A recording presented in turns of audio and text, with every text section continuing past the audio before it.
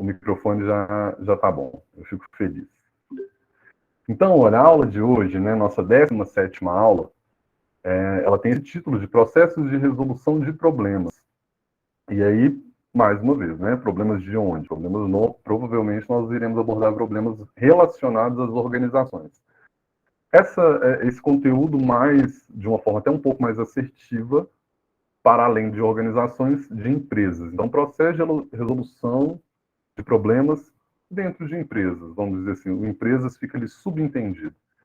Para início de conversa, eu acho válido a gente poder, mais uma vez, tentar contextualizar um pouco, né? O máximo que eu puder contextualizar para vocês, para ajudar vocês a se situarem no conteúdo que a gente está acompanhando, eu sempre vou estar fazendo isso. Então, a gente viu lá que, por exemplo, né, o Fayol produziu alguns conteúdos, e aí, para além do Fayol, esse Mindsberg, o Lutanz, o Stewart, né, todos eles foram proponentes de conceitos, ideias, metodologias, modelos para a área da ciência da administração, né, entendendo a administração como uma ciência. E todos eles evidenciam, né, que o processo decisório ele deve ser estudado sim, né, como forma e não apenas assim, deve ser estudado, mas não apenas como uma forma de compreender o trabalho gerencial, né, mas também para preparar as pessoas para que desempenhem qualquer espécie de tarefa da administração. Genericamente, essa frase, por que eu abro a aula com ela, né? Mais uma vez, vocês que são bacharéis, bacharelas em agronegócio, vocês vão estar dentro de um campo, dentro de uma área de atuação, que pode ser que vocês tanto vá ali para uma empresa totalmente voltada para o agro, literalmente ali né, uma cooperativa, uma associação, enfim, alguma organização, até mesmo uma fazenda, mas pode ser que vocês façam uma interface ali com empresas de administração, né, que necessariamente possam atender para além também de clientes do agronegócio, né? Então pode ser que vocês vão para a empresa ali onde vocês vão atender clientes de bancos, clientes de outras empresas, enfim. E o que é esperado, né, de um profissional que tem essa plasticidade de estar em uma empresa que vai atuar com vários outros segmentos para além daquele que a pessoa aprendeu, né, estudou e formou para aquilo, é essa capacidade de poder estar em várias posições, entender de vários processos, entender como algumas coisas acontecem dentro de uma empresa, né? E principalmente como resolver problemas. Eu acredito que a maioria das empresas hoje prezam muito mais por um profissional assim, para além de um profissional que é criativo, para um profissional que, sei lá, que é produtivo, comunicativo, né? Além dessas características todas que o mercado busca, também busca-se uma pessoa que seja um solucionador de problemas. Eu acredito que deve ser até mais, né? Que as empresas estão procurando pessoas que sejam pessoas capazes de visualizar um problema e minimamente conseguir construir, pensar, né? Colocar uma possível resolução para esse problema. Então, os autores, né, clássicos da administração, eles defenderam a ideia de que o processo decisório ele é um ingrediente fundamental da tarefa de administrar. Então, vai aí um pouquinho do que eu estava falando. Mas por que será? Por que será que esses autores clássicos, né, defendiam essa ideia, né, de que esse processo de decisão, esse processo decisório, ele é tão fundamental assim para a administração? Um pouquinho antes da gente entrar, volto aqui para falar sobre, né, o que eu estava dizendo para vocês, principalmente nos processos de seleção, né? Muitas das seleções de trainees e de estagiários, né, futuros gerentes, principalmente pensando, dependendo da empresa que vocês vão estar, vão atuar, vão concorrer a uma vaga, principalmente as vagas para trainee, né? Não sei se vocês sabem, mas as vagas para trainee, essas vagas elas são é esperado que as pessoas que ocupam essas posições de trainee, elas depois vão subindo de posição dentro da empresa, né? Então, provavelmente, quem faz um processo trainee, a chance dessa pessoa ser um supervisor, um gerente, um coordenador, é muito grande. Tanto que a empresa ela quer justamente isso, né? Ao invés de pegar uma pessoa de fora do mercado, então pegar ali um gerente. Vou dar um exemplo aqui, né? Então, uma empresa do agronegócio, que de repente está com uma vaga de gerência aí, vai lá, chega um monte de currículo de excelentes gerentes, mas aí são gerentes que estão relacionados ao setor automobilístico, ou ao setor de telecomunicação, ou até o setor de moda, enfim, todos os outros setores. Isso é interessante? Essa pessoa ela sabe como lidar com as funções ali, mas é a área que a empresa está querendo, né, de repente, aí, pensando numa empresa voltada totalmente para o agro. Não sei se é interessante contratar, de repente, um gerente que tem especialidade no setor automobilístico, ou na moda, ou na publicidade, ou no setor, até mesmo no setor alimentício. Então, as empresas percebendo que, primeiro, existe uma grande rotatividade entre os funcionários nesse mundo de hoje, né, no mercado atual, então o trainee ele entra como essa proposta de enquadramento de um profissional que vai ser treinado dentro da empresa para ele poder, além de conhecer a empresa, né, todos os segmentos que essa empresa vai atuar. Então, além de conhecer a missão, a visão, os valores da empresa, também saber quais pontos que tem essa empresa, né? Como que é, por exemplo, a linha de produção dessa empresa. Para quê? Para que esse trainee, essa pessoa, à medida que ela vai crescendo e vai aprimorando conhecimento, se enchendo de conhecimento, essa pessoa vai ser a próxima liderança. Então, essa pessoa que vai ser o próximo gerente, o próximo coordenador. Isso, além de ser mais barato para a empresa, né, pessoal? A gente vive no mundo capitalista, então provavelmente isso é um pouco mais barato para a empresa, ela treinar essa pessoa que normalmente chega ali com salários mais baixos em relação a outras posições, né, a outros cargos. Tem também a questão de que você, quando, por exemplo, é um trainee, quando ele vira coordenador, você não precisa de treinar ele para ser coordenador. Ele já foi treinado, o próprio processo de trainee, que de repente, se você pega um funcionário de um outro setor, por exemplo, automobilístico, como eu estou dando esse exemplo, você vai ter que treinar ele para entender sobre agronegócio, então sobre grãos, sobre essa questão, por exemplo, a crise agora que a gente vai ver a questão dos fertilizantes, né? Do preço dos fertilizantes. Então, você precisa ali de contextualizar aquele profissional, de repente, uma semana ou até um mês de treinamento para ele conseguir.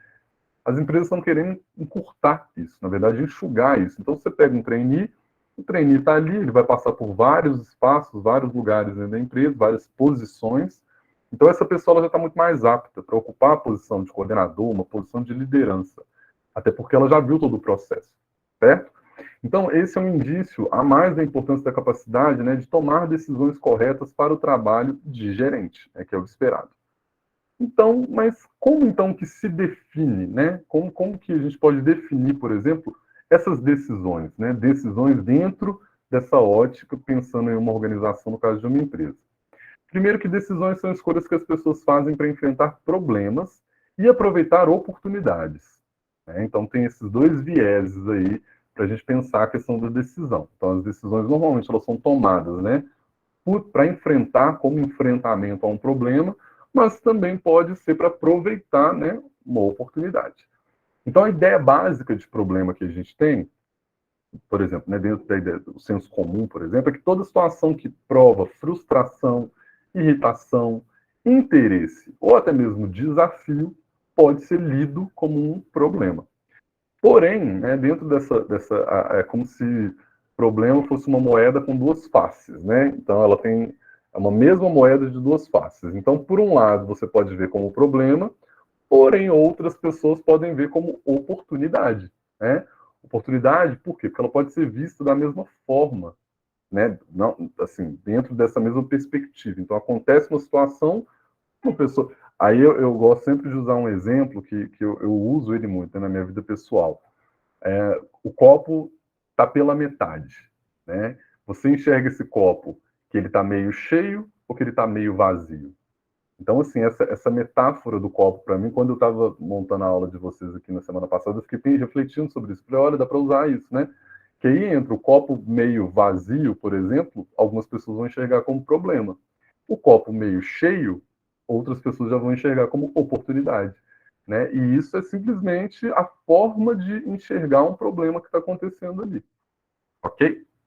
E aí, o Maximiano, né, isso que eu extraí essa imagem do livro dele, ele, ele esquematiza, né, vamos dizer assim, todos esses fatores que levam, né, nós a enxergarmos algo, um acontecimento, uma situação como um problema, mas que também quais são essas características que podem fazer com que outras pessoas, de repente, enxerguem o mesmo fator, o mesmo fenômeno, por exemplo, social, como uma oportunidade. Então, dentro dessa perspectiva de problema, então acontece uma situação, e aí pensando na empresa, essa situação, se ela gera frustração, se ela gera irritação, se a percepção de diferença, né, entre situação ideal e real, se essa percepção ela é aflorada, né, então uma quantidade X de produtos, de matéria-prima que foi adquirido, não chegou para a gente, né, não chegou ali na empresa. Então, já ali, quem estiver recebendo, ele pode ter essa percepção, né, que, opa, está fora do padrão, está fora do ideal que a gente pediu. E como que vai ser analisado isso? Né? E fora a perspectiva de prejuízo.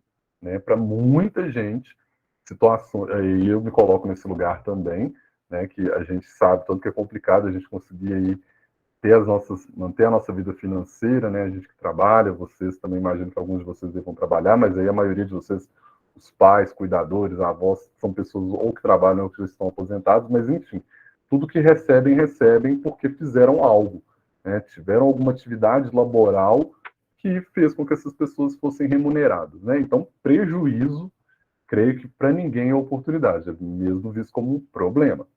Ao passo que o mesmo fenômeno social ele pode ser visto pela ótica do interesse. Então, se acontece um problema, por exemplo, dentro da empresa, e o gestor, a gestora, que é responsável por aquela situação, vamos usar aí o exemplo do estoque que chegou faltando a quantidade esperada, desejada, né?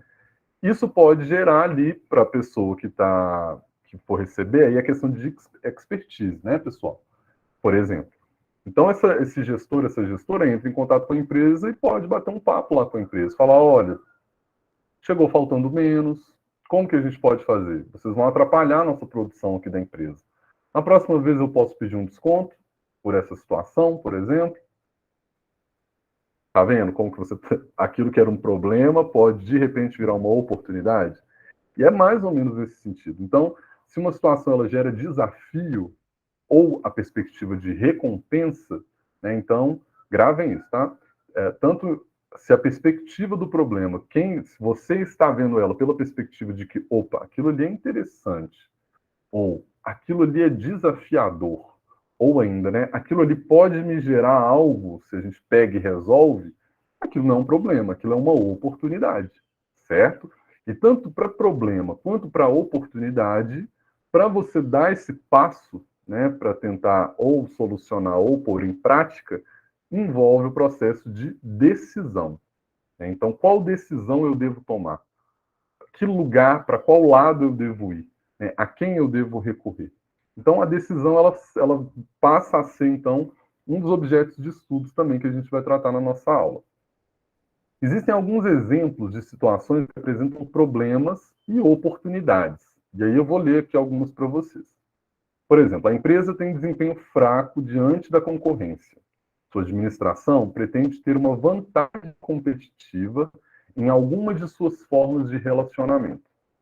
Então, essa é uma possibilidade aí, que pode ser tanto vista como problema quanto como oportunidade. Uma segunda seria que há conflitos entre as áreas de produção e marketing de uma empresa. As duas áreas deveriam trabalhar em regime de cooperação. Também, mais uma situação, pode ser visto como problema, dependendo do gestor ou gestora, mas também pode ser visto como uma solução. A empresa pretende expandir as operações e tem capital suficiente. Né? Então, que na minha opinião, está mais para oportunidade do que para problema. Né? Hoje, o grande desafio, por exemplo, que nós vivemos no nosso país é justamente ter capital para conseguir expandir as operações de qualquer empresa. A gente está passando por uma fase extremamente complicada, devido a vários fatores a priori, né, da guerra, e aí, por exemplo, a gente pode falar da pandemia, que desarticulou, que desmobilizou muito capital dentro do Brasil, e isso impacta diretamente as empresas, mas nessa situação aqui a empresa ela tem uma capacidade de expansão. Né? E por último, a empresa desenvolveu um novo produto e pode explorar novos mercados. Né? Eu creio que essas duas últimas frases aqui, inclusive vou até corrigir ali a palavra empresa na hora que for disponibilizar para vocês no PVA-NET, eu vejo elas muito mais como oportunidades do que como problemas. Na verdade, nenhuma dessas eu veria como problema, tá? Vocês estão vendo que eu sou bem otimista, né, pessoal? Mas, enfim, eu aprendi a ter esse olhar sobre as coisas para poder conseguir solucionar alguns problemas na nossa vida cotidiana. Mas vamos lá. E aí os exemplos, né, eles mostram situações que exigem uma decisão, solução ou algum tipo de ação para, primeiro, né, passar de uma situação presente em que há alguma dificuldade para outra em que essa dificuldade foi eliminada ou minimizada, né? E essa definição está estreitamente ligada ao processo de planejamento, né? Então, gravem essa informação, né? Então, um problema, quando ele é enfrentado, pensado, e aí solucionado ou não, né? Mas o simples fato de colocar em prática uma possível solução, né? O agir aí sobre a situação, ela deve envolver, com certeza, né? Até mesmo para conseguir a obtenção de sucesso, planejamento, né? E aí a gente vai entrar um pouquinho mais sobre esse assunto. Mas um segundo ponto é remover os obstáculos que dificultam a realização de um objetivo. Então, para solucionar problema, além da pessoa ela conseguir planejar na cabeça dela, né? Aí é lembrar um pouquinho de Gestalt, né? Lembra lá da teoria de Gestalt? Você conseguir olhar para um sistema e, para além de enxergá-lo funcionando perfeitamente, né, ou integralmente, você conseguir olhar as partes que compõem esse sistema e saber o que cada uma dessas partes representa, o que cada uma dessas partes precisa, o que cada uma dessas partes pode, de repente, até estar passando por um problema, né? Mas você precisa de conseguir, né, ter essa visão sistêmica, que a partir dela também você consegue até saber se essas partes estão cumprindo os seus objetivos, né? Cada parte de um sistema, à medida que ele vai cumprindo os objetivos, o sistema no total consegue entregar ali a sua meta, o seu objetivo final. Mas isso depende dessas partes, né, que compõem ou a empresa, ou a organização, ou o Estado, enfim.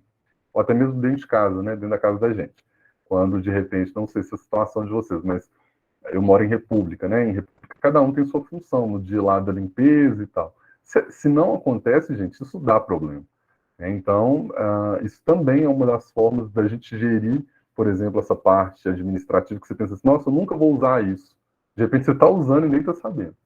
Mas vamos lá para o terceiro ponto. Então, fazer escolhas, né, que permitam enfrentar desafios e aproveitar oportunidades, né? Então, basicamente, lá quando vocês forem tomar uma decisão que está envolvendo uma situação que para algumas pessoas é problema, mas que outras pessoas conseguem chegar como oportunidade, foquem nessas três palavras: planejamento, objetivo e oportunidades, né? Porque são essas três características que vão ajudar vocês ali a lerem aquele problema e de repente conseguirem propor uma solução, e aí ele nem ser problema mais, né? Ele virar outra coisa, virar uma oportunidade. Aqui a gente tem um esquema também lá do livro do Maximiano, onde ele aponta para a gente as etapas, né, que são percorridas, né, no processo decisório, e que ele também coloca que para esse processo decisório ele acontecer, né, ou seja, você sair do problema, ir para o diagnóstico, depois, né, tentar enxergar as alternativas para tomar a decisão, é como se ele fosse um ciclo mesmo, né? Um ciclo que pode ser que no final ali você precise de recomeçá-lo. Porém, né, essas etapas elas precisam de acontecer. Então, se você está vendo um problema com o gestor, a gestora, o gerente, a gerente, enfim, essa pessoa ela só é isso porque é esperado dela que quando surge um problema, ela já ou oportunidade, né? Essa pessoa ela já comece já a pensar em diagnósticos. Espera aí, mas por que será que isso aconteceu? O que será que não chegou ou teve algum atraso, né? Enfim, a pessoa ela precisa de conseguir criar, pensar o porquê que aquele problema está acontecendo dentro da empresa, né? Que aí é a ideia do diagnóstico. A partir de que essa pessoa faz essa leitura de mundo, vamos dizer assim, né? Dentro dessa problemática que está acontecendo, ela precisa também, ela mesma precisa de propor alternativas, ela precisa de pensar alternativas, né? Eu coloquei aqui para vocês, por exemplo, um exemplo se vocês estiverem trabalhando numa fazenda e que o fertilizante chegou faltando lá, sei lá, como vocês compraram, você bem potente, pessoal, 10 toneladas e chegou 5, né? E aí?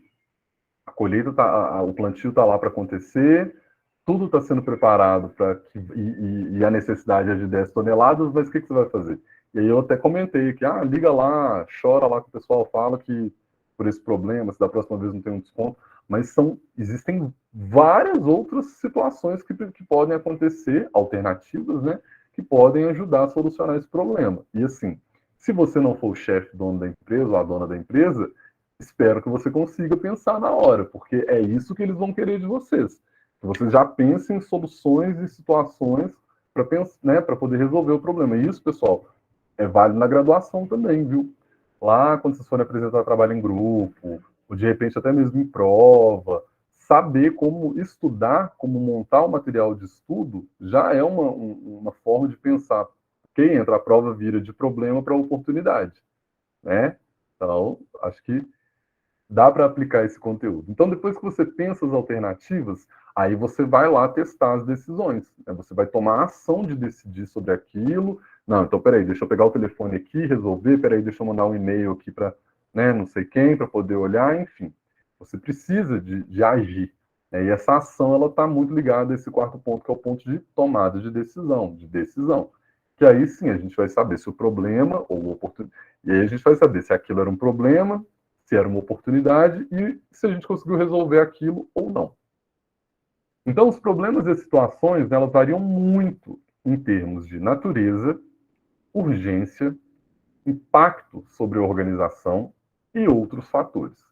Né? Aqui é pensar mesmo que vão existir problemas de todas essas ordens, né? Termos de natureza. Aqui eu vou estar sendo bem mais eu vou estar usando o termo natureza ao extremo dele, né? E aqui eu estou rindo também, mas no caso não é de rir. Vamos pensar em Petrópolis, né? Então, acontece uma tragédia em Petrópolis, né? Onde a gente tem ali uma chuva, onde acontecem vários deslizamentos e, enfim. Ali, muitas empresas foram atingidas, infelizmente, por essa situação, né?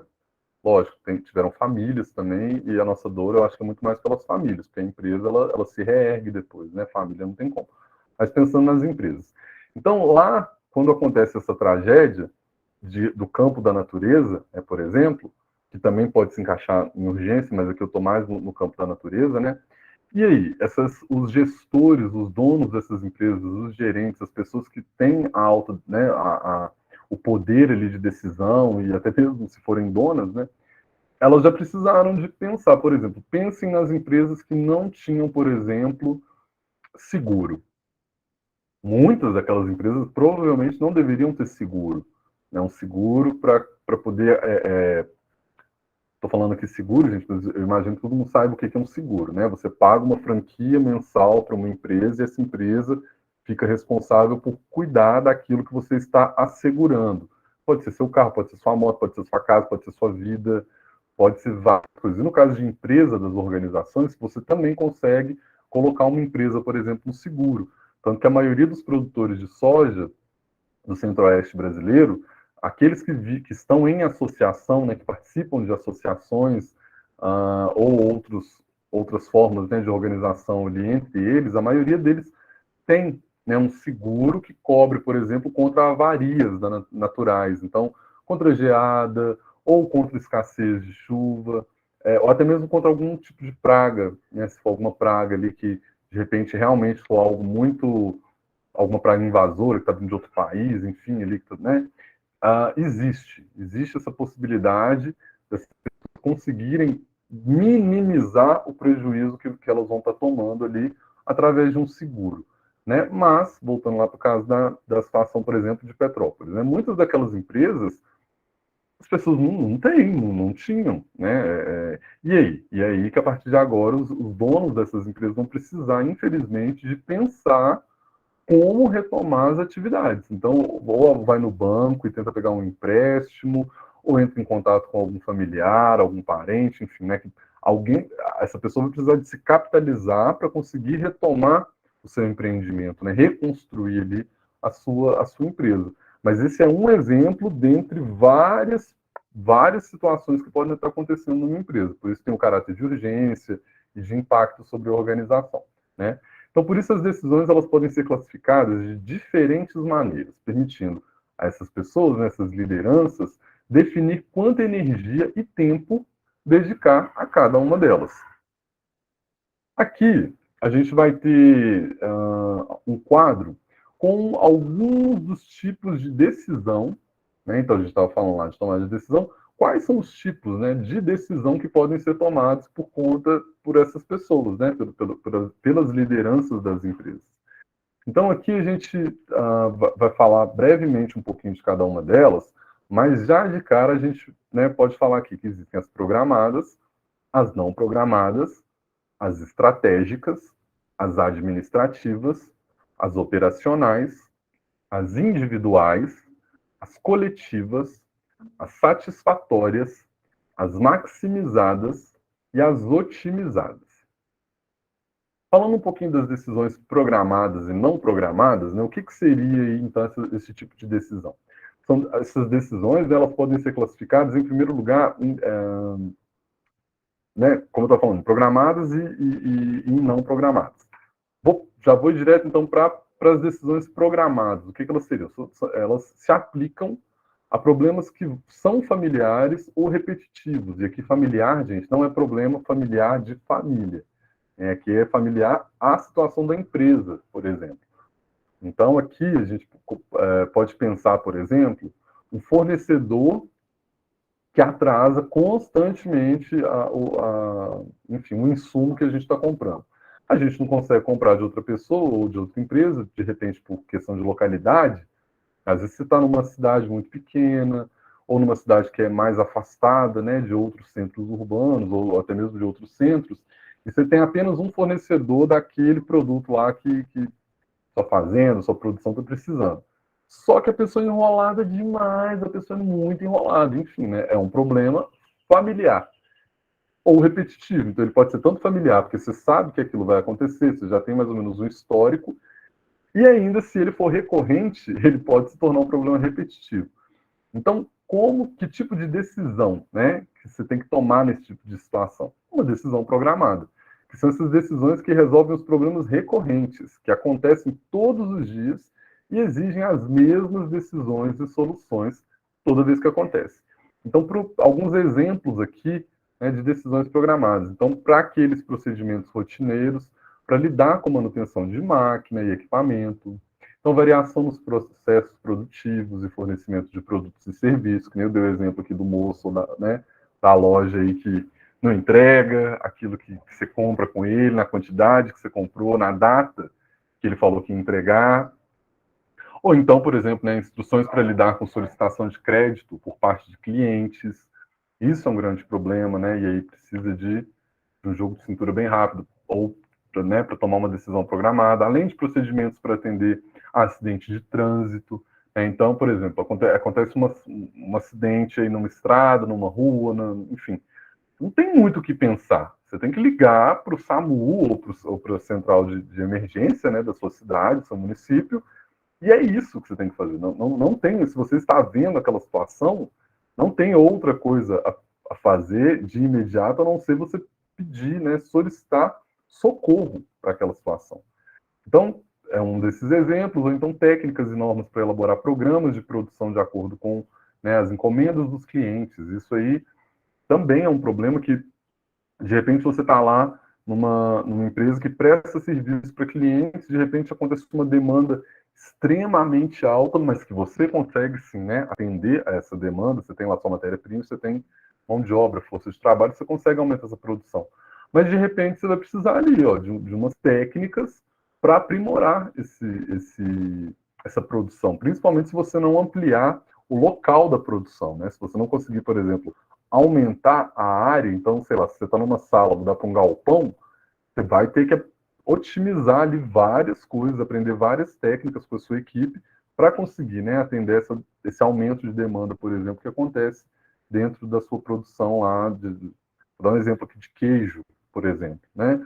Então, aumenta a demanda, você tem a matéria-prima, você tem lá suas vacas que estão produzindo, né? Você consegue também, sei lá, reter um pouco do leite que, ao invés de você fornecer para o laticínio, você consegue usar ali para a produção de queijo, mas, né? E se isso for, sei lá, em 2 dias, a pessoa fala, ó, eu quero a sua quantidade toda de produção de queijo, mas em uma semana. Então você precisa de rapidamente tomar ali né, as suas decisões programadas e rápidas para poder conseguir atender aquela a expectativa que foi colocada sobre você. E por último, um exemplo aqui é uma renovação das assinaturas vencidas de uma publicação, por exemplo. Né? Então, assim, aqui eu acho que o autor estava se referindo mais à revista ou a jornal, né? Mas sim, essa renovação das assinaturas vencidas de uma publicação é muito, não sei se é da época, não deve ser da época de vocês, né? Mas quando a gente assinava alguma revista, algum jornal, normalmente aquilo era feito por telefone, né? E aí quando acabava o tempo que você assinou, sei lá, 6 meses, um ano, enfim, gente, era muito engraçado. No dia ou um dia antes assim daquilo vencer, seu telefone ia com certeza tocar para a galera já, oi, tudo bem? E aí, vamos renovar esse plano, né? Então, assim, era para ontem aquilo. E era tudo muito literalmente programado, né? O pessoal não queria deixar você nem ter tempo para pensar. No dia que vencia, eles já estavam ali renovando e meio que, às vezes a gente tem empolgação, né? Acabava aceitando. Então, olha, ainda falando, né, sobre as decisões programadas, não é necessário e nem possível desenvolver processos decisórios específicos para cada, né, ocorrência de um problema repetitivo, como um daqueles do exemplo. Né? Uma vez que a organização, né, ela aprende a lidar com ele, com o problema que está ali recorrente, acontecendo sempre, a experiência permite desenvolver uma solução padronizada, né, que é a decisão programada. Então, as decisões programadas elas podem ser chamadas de procedimento, rotina, políticas e planos. Eu achei fantástico quando eu estava fazendo esse slide, porque eu não tinha muito essa noção. Né? Eu tinha assim, uma noção em relação às decisões e tal, o processo de decisão, mas quando eu vi, reparem para vocês verem, eu até coloquei em negrito, né?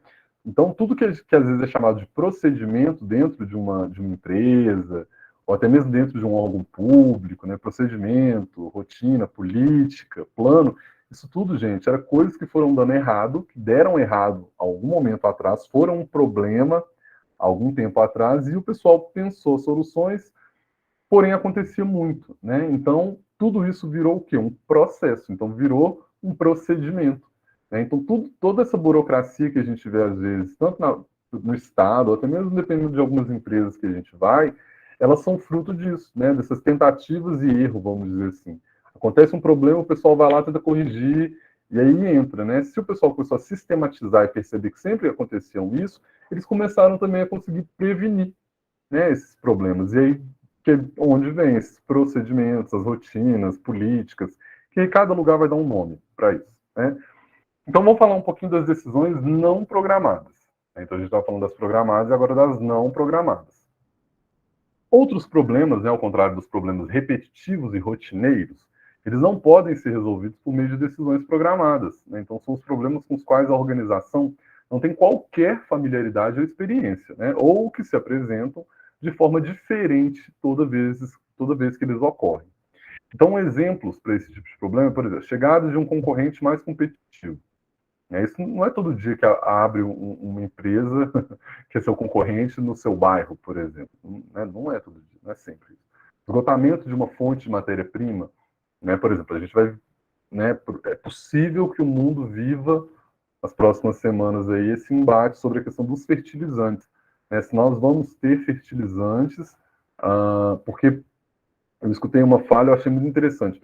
A questão dos fertilizantes não é só porque o preço do fertilizante vai subir, mas também porque muitas empresas e, de repente, até muitos estados, né, muitos países, estão comprando para estocar, porque sabem que não vão ter, dependendo de qual o caminho, né, que esse embate lá na Europa está acontecendo, que caminhos isso vai tomar. Então, a própria demanda, a própria demanda, né, por estocagem, pode fazer com que esse produto entre em escassez, né? Então, esse esgotamento de uma fonte de matéria-prima. E isso não estava nos planos dos produtores, por exemplo, nossos, né, os produtores brasileiros, quando eles estavam programando, de repente, as janelas de plantios deles, né, quando eles estavam preparando os solos deles aí, né, agora não, mas um pouquinho antes da chuva, né, da época das águas, para poder fazer o plantio deles. Então, assim, é algo que acontece agora e que, nesse caso, não tem como você tomar uma decisão programada, né? Isso é um fator, assim, aconteceu, né? Mas vamos lá. Então, um outro exemplo é a quebra ou perda de um equipamento de difícil reposição, ou ainda a comercialização de grande quantidade de um produto com uma peça defeituosa e que pode provocar acidentes ou prejuízos aos compradores. Isso aqui é o famoso recall, né? Quando às vezes a gente, não sei se vocês já viram alguma propaganda na televisão, não sei se as redes sociais se as empresas já estão nas redes sociais fazendo isso, mas, por exemplo, quando a Hyundai ou alguma dessas marcas de carro, Ford, Fiat, né, eu falei da Hyundai, gente, foi a primeira que veio na minha cabeça, tá? Mas não quer dizer que tem nada a ver, não. Mas quando uma dessas empresas de carro produzem, né, um automóvel que na linha de produção tinha algum defeito em alguma peça. E aí eles conseguem mapear qual que é o lote, né, de carros que estão apresentando esse problema, e aí eles fazem essa chamada para poder, ó, todo mundo, todos os clientes que tiverem esse tipo de carro, esse modelo, esse ano, desse lote tal, voltem, vai lá, vão, né, vai na concessionária para poder fazer uma manutenção e tal. E isso acontece. Só que isso vai gerar um custo para a empresa, né? Porém, infelizmente, não tem como controlar isso, né? De vários carros lá que as empresas produzem, infelizmente vai ter um ou outro ali em algum momento que vai dar esse tipo de problema, né? Em todo um lote, né, pessoal? Não estou falando de um carro, não, estou falando de um lote de carros, né? Então, isso vai acontecer. E aí entra um tipo de decisão a ser tomada que ela não é programada. Então, problemas assim, eles são invulgares, né? Eles precisam de soluções ou decisões sob medida. Decisões não programadas, desenvolvidas uma a uma. Essas decisões, elas dependem em grande parte de habilidades e de processos sistemáticos de análise e resolução de problemas. Então, tá aí, né? Espera-se que seja um administrador que consiga pensar sobre isso. O segundo ponto seria de decisões estratégicas, administrativas e operacionais. Então, outra forma, né, de estudar as decisões consiste em classificá-las de acordo com a sua natureza. Então, o nível hierárquico em que são tomadas, né, as decisões e seu impacto sobre a organização. Então, esses critérios eles permitem classificar as decisões em três tipos. Então, as decisões estratégicas, administrativas ou, né, táticas e as operacionais. Então, falando um pouquinho dessas três, começando pelas decisões estratégicas, são as que compreendem, né, as grandes escolhas de objetivos organizacionais e meios para realizá-los, né? Então, aqui tem um exemplo, né? Então, definição dos produtos e serviços a serem oferecidos pela organização. Uma marca X de pensar aqui, mas sei lá, de maquiagem que vai lançar um produto novo e que já envolveu marketing, o produto já tá fabricado, né? É só colocar aí nas lojas, por exemplo. Isso tudo vai envolver, gente, um monte de coisa. Porque vai envolver contratação de ator, atriz, modelo, cantor, cantora para poder fazer a propaganda. Vai envolver logística, porque vai ter, né, vai ser mais produto que vai sair de uma fábrica, de algum lugar, para chegar nas lojas. Vai envolver treinamento de funcionários das lojas, funcionários da loja, para poder explicar aquilo para o cliente, entendeu? Tem várias coisas acontecendo aí, por exemplo, um simples lançamento de um produto ou um serviço que pode ser oferecido por uma empresa ou uma organização. Mas também pode ser a definição de negócio e a missão, né? Então, a missão, os valores de uma empresa, tudo isso você tem que pensar muito bem, né? Quando uma empresa ela coloca lá que o plano dela em 5 anos é poder ser a maior empresa do seu estado, por exemplo. É uma responsabilidade muito grande. Então, quais decisões que vão ter que ocorrer ali dentro desse processo para que ao longo dos 5 anos a empresa consiga ser a... Enfim, é pensar mais ou menos desse jeito, né? Que vão envolver várias decisões, nesse caso aqui as estratégicas. A escolha de mercado em que atuar, as decisões sobre investimentos e procura de fontes, né, de financiamento. E aí lembrar um pouquinho, esse último ponto, é para quem gosta daquele reality show, acho que é The Shark, não sei se é The Shark, mas eu acho que deve ser. Alguém, qualquer coisa, fala aí no chat para mim. Mas aquela série onde as pessoas vão lá mostrar os seus produtos para alguns investidores que têm dinheiro, né? E o pessoal pode ou não comprar a ideia daquela pessoa para poder aumentar aquilo, né? Reproduzir aquilo em escala. Professor, Oi, é Shark Tank. Shark Tank. Obrigado, Igor. Tipo Shark Tank. Então, assim, esse último ponto, né, de decisão sobre investimento e procura de fonte de financiamento é o pessoal que participa, por exemplo, do Shark Tank, provavelmente sentou lá, ou se for só um sócio, né, mas se for mais de um sócio, sentou, falou, olha, como é que a gente vai fazer para a gente entrar em contato com essa produção desse programa? A gente vai mandar e-mail, a gente vai mandar vídeo, que a gente vai preencher algum formulário, como é que é? Então, assim, essa tomada de decisão, por exemplo, desses empreendedores que vão lá expor, né, sua cara para o mundo todo ver, seu produto também, e ainda correndo o risco de ser rejeitado, né, que existe essa possibilidade de ser rejeitado. Então, assim, isso tudo é um pensamento, é uma decisão estratégica, isso envolveu pensamento estratégico da equipe para poder chegar, né, por exemplo, eu nem sei qual que é o canal, mas enfim, chegar no Shark Tank lá e dar a cara e falar, ó, estamos aqui porque a gente está precisando de um investidor. Então, isso foi uma decisão estratégica. Então, a gente também tem as decisões administrativas ou táticas, né? Então, essas decisões são as que se referem aos meios de colocar em prática as decisões estratégicas, né? Então, o pessoal pensou estrategicamente, então agora, como que a gente vai conseguir colocar em prática isso que a gente pensou? Então, é a necessidade de tomar decisões administrativas para surgir também, né, nos níveis inferiores. E aqui é pensando mesmo numa empresa maior, que já tem gradações de posições de trabalho. Então, a gente vai ter coordenador, gerente, chão de fábrica, enfim.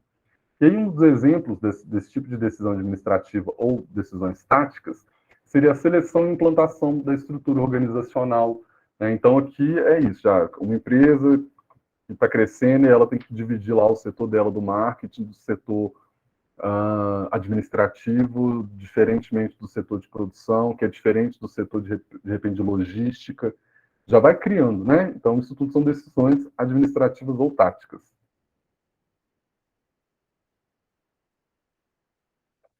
Nossa, eu estou numa falazada, gente. Rápido. A garganta até secando. E aí, um outro exemplo seria a definição de fluxos de informação dentro de uma unidade e entre diferentes unidades de organização. Basicamente, seria isso também, né? Então, pensando, por exemplo, numa transportadora, né? Que é uma empresa de dimensões assim, gente. Uma transportadora, não sei se vocês já tiveram a oportunidade de ver como que é uma empresa, uma transportadora, mas assim, pelo menos aqui na região, por exemplo, de Belo Horizonte, tem, tem algumas, né? E assim, são empresas que ocupam lotes enormes, com aqueles galpões enormes e tal. Então, que eu fico pensando, meu Deus, administrar uma transportadora, né, uma empresa de transportes, deve ser uma coisa assim, muito, que exige muitas tomadas de decisões e pensar e decisões, né, estratégicas muito assertivas, porque se você erra, dependendo do que for, a gente imagina uma coisa que era para ir para um lugar, vai para outro, enfim, né? Mas assim, só para pensar que nessa definição de fluxo de informação dentro de uma unidade, né? E entre diferentes unidades de organização. Então, esse ponto aqui, por exemplo, é pensar que as transportadoras, basicamente, elas devem ser movidas a decisões administrativas ou táticas. Um outro exemplo seria a delegação de autoridade ao grupos autogeridos de trabalho.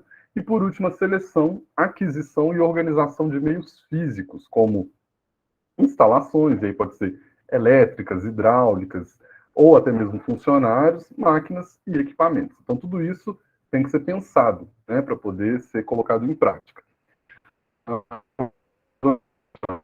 São aquelas decisões que abrangem a definição de meios e recursos para a execução das atividades.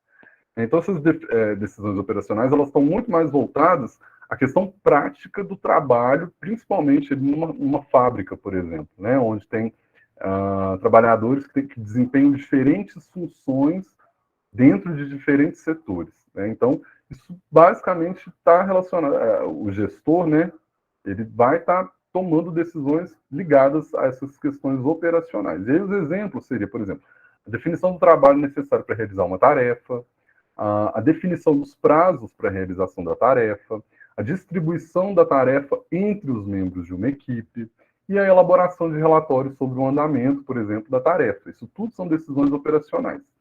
Aqui a gente tem um quadro onde está dividido, e aí, mais uma vez, aqui a gente já está pensando numa empresa, por exemplo, que já tem minimamente três grupos de funcionários, né? Então, a gente tem os grupos,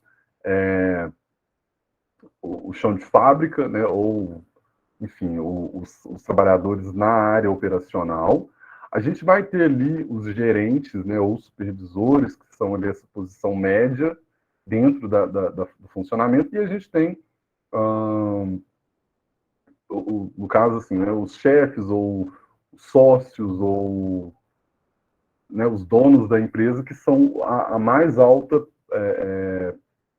hierarquia dentro desse modelo de empresa. E aí, quando vocês olham, por exemplo, para esse quadro, pensar que, nesse caso aqui, né, a linha mais baixa, né, essa parte mais abaixo do quadro, ela está relacionada, então, aos trabalhadores ali do operacional. A eles cabem muito mais decisões de grupos de trabalho, né, do que, por exemplo, de alta administração.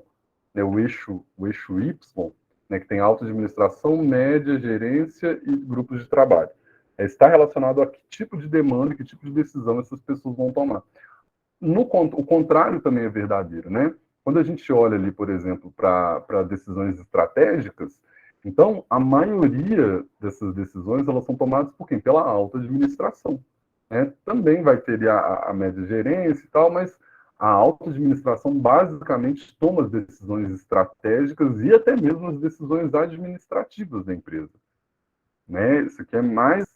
Acho que vocês já tinham essa noção, mas era mais para elucidar. E aí agora a gente vai para o terceiro tipo de decisão. Então, a gente vai para as decisões individuais e coletivas. Né? Outra que, no caso, também é uma outra forma de classificar os tipos de decisões, elas estão relacionadas ao grau de participação das pessoas. Quando a gente olha para essas situações, né, para as possibilidades, existem duas possibilidades desse tipo de decisão. As decisões individuais, e aí, né, que é no qual a gente está, depois eu falo da próxima, dentro das decisões individuais, que tem as decisões individuais e as decisões coletivas. Dentro das decisões individuais, a gente vai ainda ter dois grupos, né, dois tipos de decisões individuais. São aquelas que são as unilaterais e as consultivas. Né?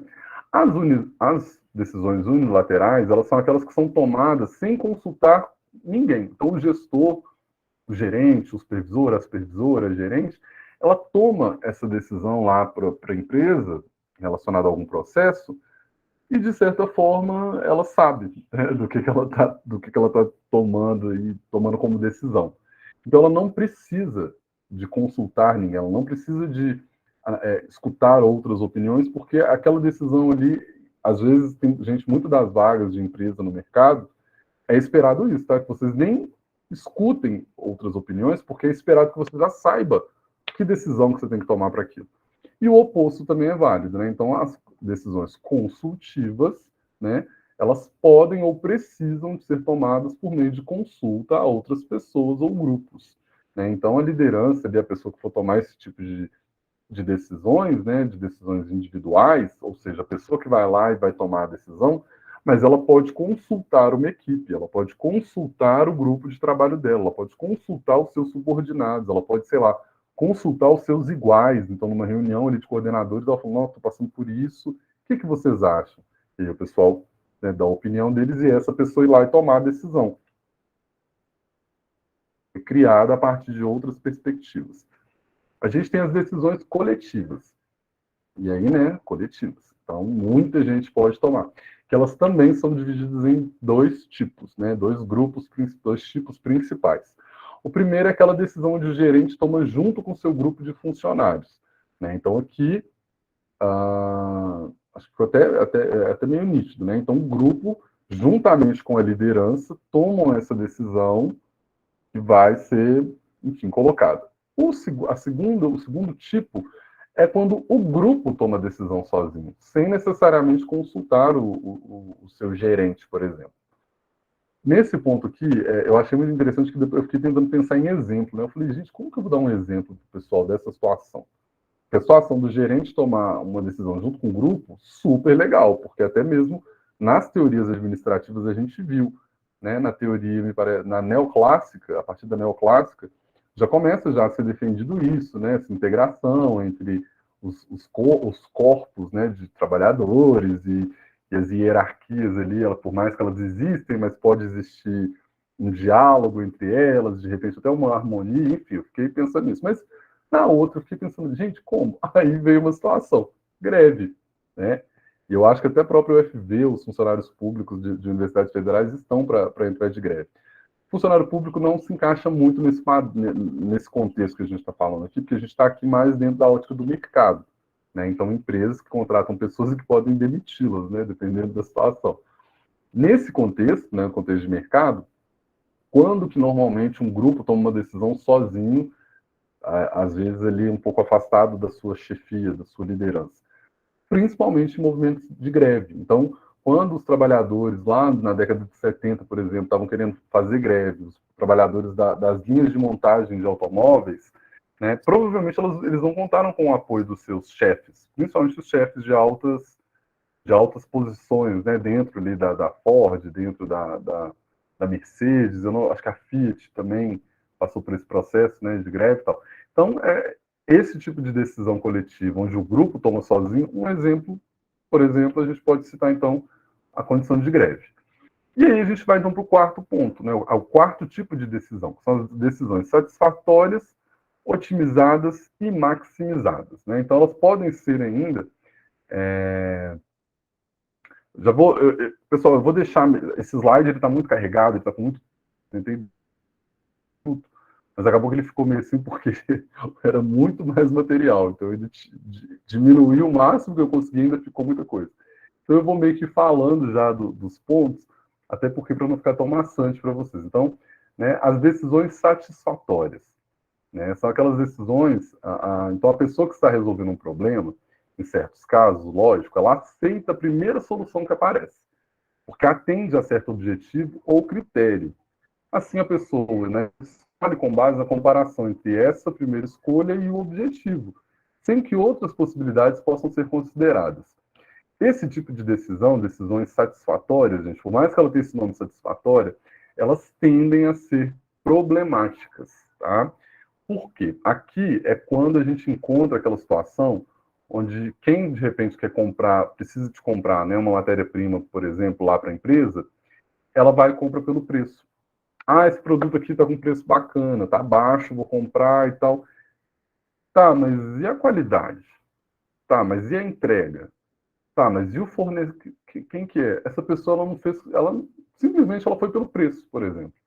E foi lá, opa, tá mais barato, vou comprar e tal. E não consegue ver que tem várias outras problemáticas junto aí, né, da aquisição, por exemplo, de uma matéria-prima, que vai para além de você comprar o produto mais barato. Até porque dentro da lógica do mercado, né, normalmente os produtos mais baratos eles vão tender, sempre vai ter uma explicação do porquê que algum produto é o mais barato, né, e nem sempre está muito ligado à qualidade, né, na verdade faz até antagonismo à qualidade.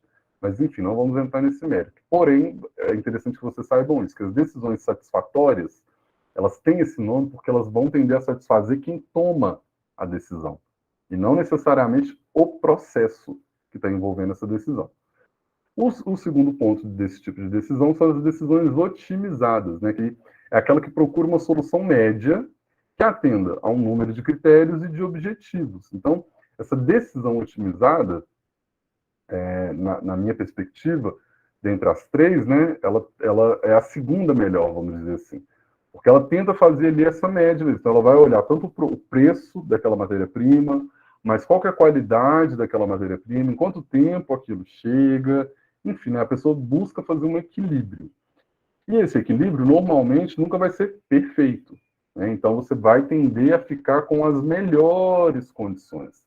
Por isso que são otimizadas, né? São decisões otimizadas. Normalmente, existem vários cenários, você consegue plotar, pensar, sistematizar vários cenários. Então, vou dar o exemplo, vou continuar nesse exemplo da compra do insumo, né? Então, a gente vai comprar lá fertilizante. A gente tem da Rússia, do Canadá, e a gente tem do Marrocos, né?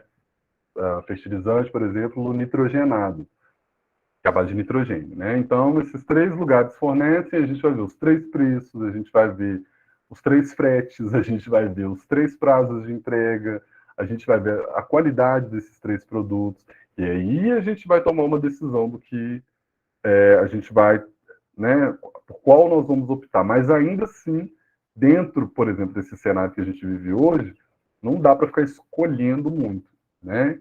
Que é meio que é como se tivesse um outro fator externo que botasse uma pressão ali para você meio que, ó, tá tudo ruim, pega aí o que for melhor. Mas não, por exemplo, igual às decisões satisfatórias, onde só vai simplesmente pelo preço. E o último, né, daqui dessas decisões, é a maximizada, que é, no ponto de vista meu, dos autores, é a melhor de todas. Por quê? Porque ela procura o melhor resultado possível ao custo mais baixo. E aí, se a gente está falando de empresa, a gente está falando de lucro, né? Então, a gente está falando de lucro, despesa, entrada, saída, input. E uma empresa só funciona, só consegue se estabelecer através da rentabilidade. E rentabilidade sempre está ligado à perda ou ganho de recurso, né? Principalmente financeiro. Então, a rentabilidade está relacionado muito mais ao ganho, né, e manutenção de recursos do que à perda. Até porque perda não é não rentável. Então, aqui nessa decisão maximizada, houve, então, essa análise de todos os cenários possíveis e chegamos naquele onde a qualidade é boa, a entrega vai ser num prazo legal e o preço é o melhor. Essas decisões maximizadas são as mais difíceis de se conseguir tomar. Por quê? Justamente por isso, né? Porque o cenário, às vezes, ele é muito complicado para você conseguir colocar todas as possibilidades em panorama, analisar todas elas e ainda escolher a mais barata com a melhor qualidade, com o melhor tempo de entrega, com a melhor produção, com o melhor atendimento. Essa daqui é uma que provavelmente demanda muito tempo para se chegar até ela. E aí a gente agora vai falar um pouquinho do processo de resolução de problemas. E aí, né, que aqui a gente está falando, né, de decisões, né, decisões que a gente tem que tomá-las. Mas antes de tomar essas decisões, como eu tinha comentado, acho que no início da aula, né, tem alguns passos ali que a gente deve tomar para chegar nas nossas conclusões. E é o que a gente vai falar aqui, que são essas 4 fases principais, né, que nos ajudam a entender se uma situação é um problema ou uma oportunidade. E essas 4 etapas, né, elas são quais? A identificação do problema ou oportunidade, o seu diagnóstico, a geração de alternativas ou soluções, né, e a escolha de uma alternativa ou uma solução. Esse quadro aqui, ele basicamente sintetiza todo o esquema a respeito, né, dessas tomadas de decisão. E aí, eu não sei por que eles colocaram ele de baixo para cima, né? Então, a gente tem que começar olhando para baixo, lá no número 1. Então, quando a gente faz o primeiro passo, então seria a identificação do problema ou da oportunidade. Então, mais uma vez, né, pode ser uma situação de frustração, ou de interesse, ou de desafio, ou até mesmo de curiosidade ou irritação. Então, está acontecendo um fenômeno dentro da sua empresa, ou dentro do seu negócio, ou dentro do seu grupo de trabalho, aí das disciplinas que vocês forem fazer. Então, o principal é pensar, isso me causa o quê? Então, eu estou sentindo o que a respeito dessa situação? Está me frustrando? Está me gerando interesse? Está me desafiando? Está me gerando curiosidade? É isso aqui, mais ou menos, que esse quadro quer dizer, tá? Até porque, pessoal, eu estou falando com pessoas que vão ser tomadores de decisões daqui a alguns anos no mercado, porque hoje vocês já tomam fazer, por exemplo, uma prova, é uma tomada de decisão. Escolher que resposta que eu vou dar, como que eu vou dar essa resposta, se eu vou querer pular uma questão ou não, tudo isso é tomada de decisão. Vocês já estão tomando, né? Vocês não estão recebendo para isso salário, né? Mas, e aí é interessante já vocês já irem, né, percebendo que muito do que eu estou falando aqui de teoria, vocês já estão vivendo na prática. Então, o segundo ponto é fazer esse diagnóstico desse problema a partir da sua leitura, né? A partir desses seus sentimentos que você percebeu que essa situação despertou em você. Então, você vai lá e você faz a análise do problema, né, ou da oportunidade. E aí você faz a tentativa de compreender a situação. Então, depois, aquela ideia, né, no primeiro momento vai vir a emoção, então você vai ser tomado por emoção, e aí entra, né, frustração, ou desafio, ou curiosidade, ou ficar irritado. Depois você tem que trocar pela razão. Que é isso, peraí, deixa eu tentar ver o que está acontecendo. O que é esse problema ou o que é essa oportunidade. Então a poeira abaixa, a emoção sai, e aí vem a razão onde você, peraí, deixa eu analisar isso daqui.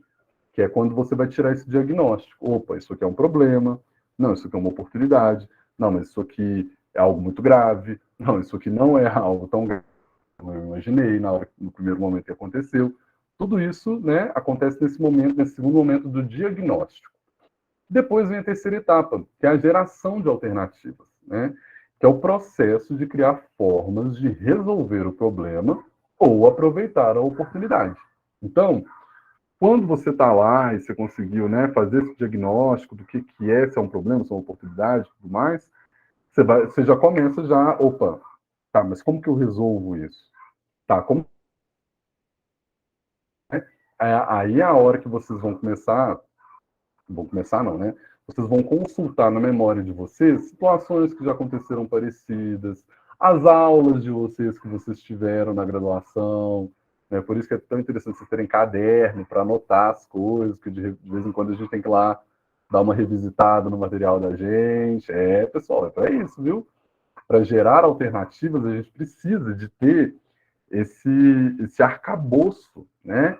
Que aí entra, você assistir um filme, te dá um arcabouço de possibilidade, né? Você assistir uma série, te dá esse arcabouço, porque você está vendo ali situações. Mas não é só isso, né, pessoal? Você tem que ler um livro também, você tem que ler os slides lá dos professores, porque tudo isso ajuda você, porque aí entra, nossa, eu já vi isso em algum lugar. Toda vez que vocês pensam isso, nossa, eu já vi isso em algum lugar. É por isso. Sua memória, ela tá meio que te falando, nossa, você já viu isso. Tenta lá lembrar, tenta lá buscar, tenta lá encontrar para você ver se dá para usar aquela situação, aquela solução que foi colocada lá no filme, na série, no livro, no slide, na música, no teatro, sei lá, em todos esses lugares, ou na reunião de família, sabe? Ouvir os mais velhos, normalmente em família, os causos que a família conta, também é uma forma de a gente conseguir apreender conhecimento, que a gente pode usar isso depois a nosso favor, né? Que é nessa geração de alternativas. Por último, para quê? Para a gente conseguir formar, né, a nossa tomada de decisão. Que aí ela já vai estar ligada à avaliação, ao julgamento, à comparação e à escolha de alternativas, né? Mas para a gente conseguir chegar nessa tomada de decisão, todos esses passos que eu comentei com vocês, né? Vai vir a emoção, depois vem a razão, depois da razão você tenta puxar ali da memória, né? Da sua memória, de vivências, sei lá, de encontros, né? Também de cultura, que tudo isso ajuda para no final vocês mesmos conseguirem propor, né? Uma solução para aquilo, uma decisão a respeito daquele contexto. Né? E aí que aí entra uma avaliação, um julgamento, uma comparação, escolha de alternativas, e por aí vai. E aí a gente vai falar agora um pouquinho do modelo relacional e o modelo intuitivo de decidir. Né? Como eu falei aqui, e taquei emoção no meio, coloquei razão e tudo mais, no caso que o Maxime, né, ele propõe que existem dois modelos, duas formas de interpretar, por exemplo, algum problema, alguma situação, e que vai meio que te levar a decidir sobre aquilo. E aí ele coloca que existem, né, dois modelos básicos, o intuitivo e o racional. E que a diferença entre um e o outro está na dosagem de informação e opinião. Isso aqui é muito importante, pessoal, porque aqui a gente está falando de teoria administrativa, processo de resolução de problemas, modelo relacional e modelo intuitivo, tá? Só que você pode extrapolar isso também para outros lugares da sua vida. Né? Quando você está falando, né, você é muito racional, ou então que você é muito intuitivo, você vai muito pelo que você acha, pelo que você sente. Tá, Mas isso pode estar ligado muito à quantidade de informação que você tem sobre aquilo que você está, né, aquele contexto que está acontecendo, aquele problema, né, ou aquela oportunidade que está acontecendo.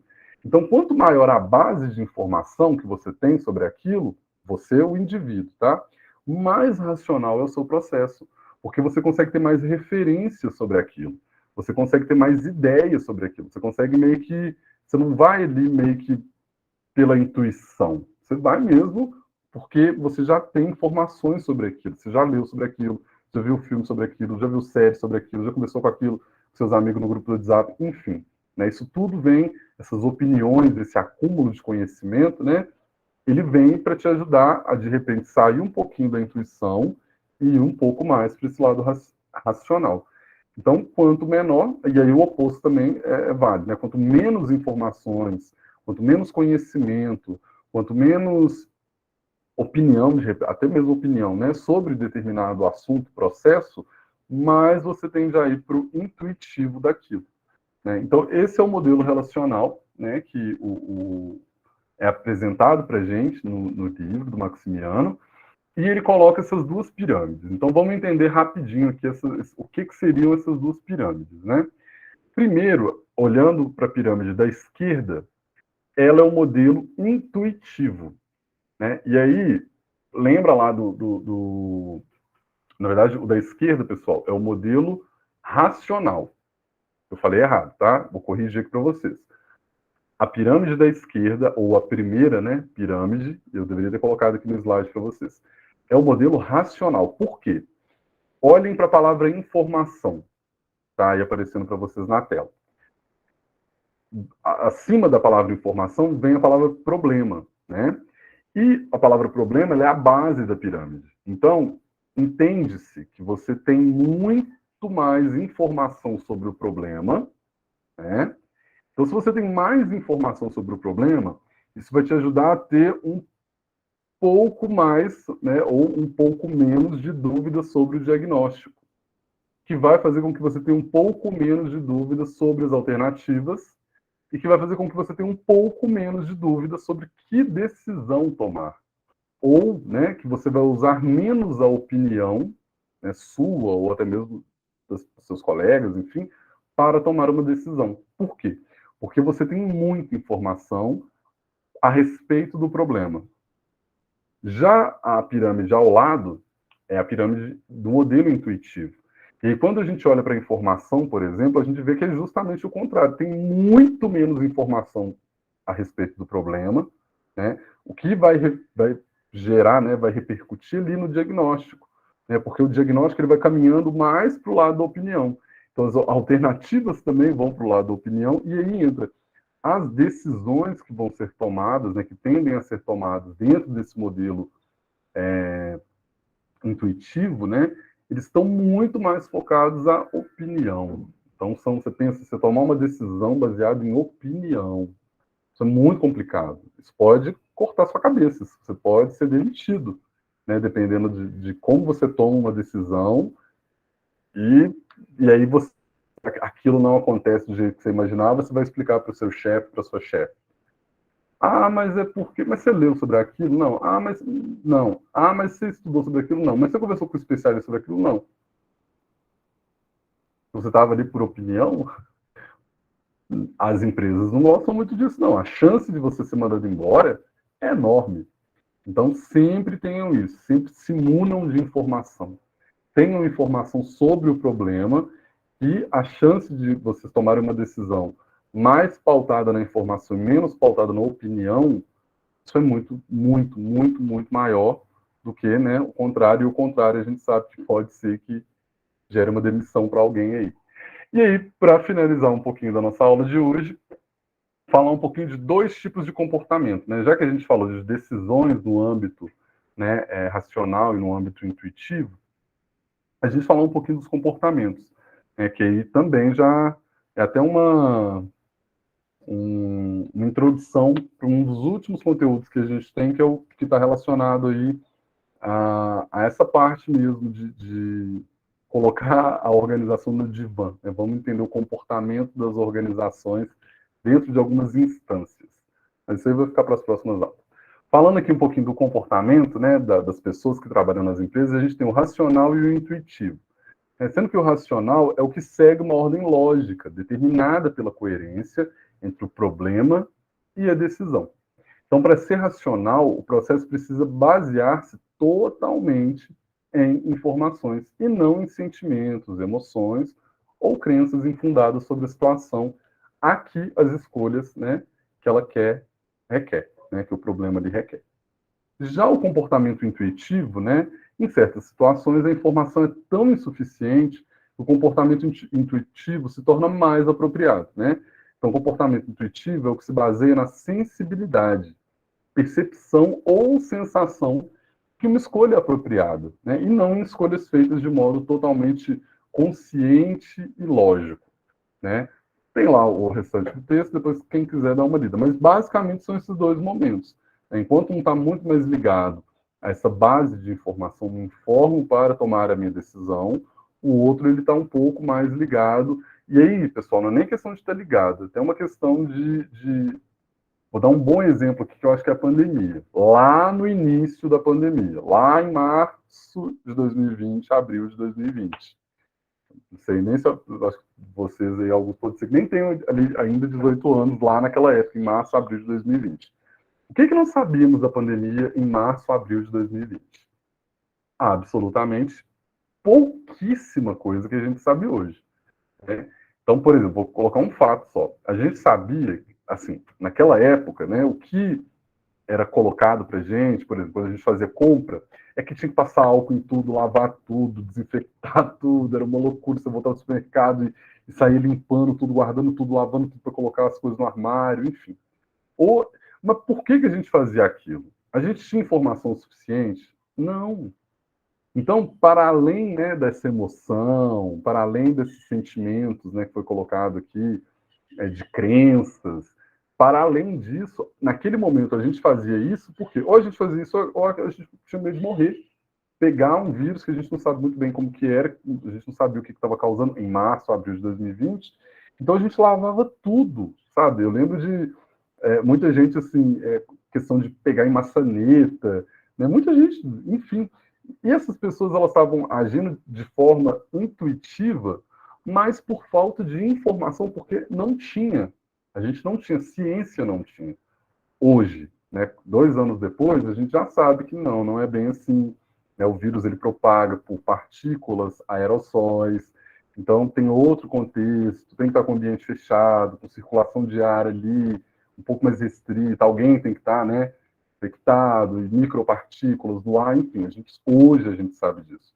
Né? Mas naquela época, quando a gente estava lá limpando, passando álcool nas embalagens de biscoito, de pão, de não sei o quê, porque a gente não sabia, né? E foi passado para a gente que, ó, é melhor fazer isso do que porque a gente não sabe com o que lidamos, né? Então, esse exemplo simples mostra como que a gente teve uma atitude intuitiva lá no início da pandemia, né? E que depois ela se mostra que, olha, não é tão necessário, não é necessário, né? Hoje a gente sabe que não é necessário chegar e ter que passar em álcool na comida, nas embalagens, nas coisas que a gente pegou, porque o vírus, por exemplo, ele se propaga de outra forma, né? De outro jeito, em outro contexto.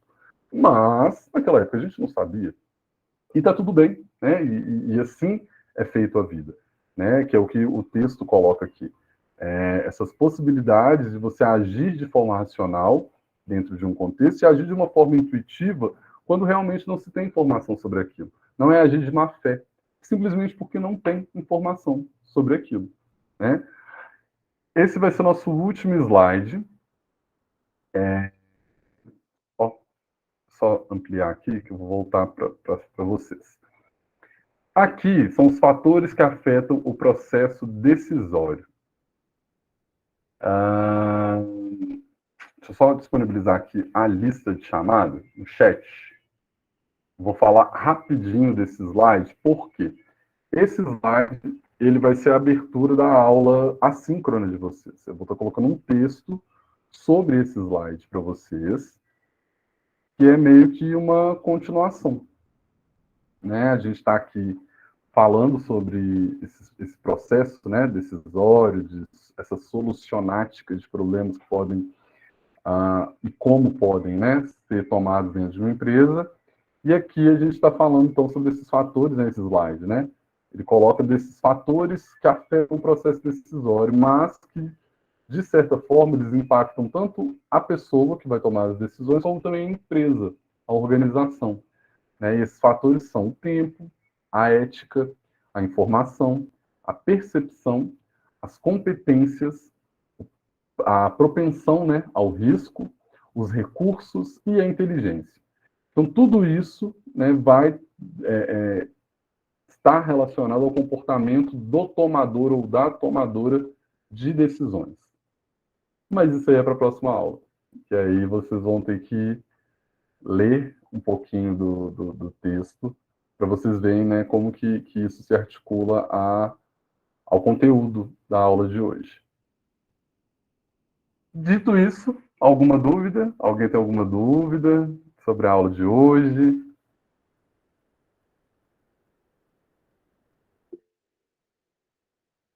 Foi tranquilo, André? Tá de boa? Obrigado.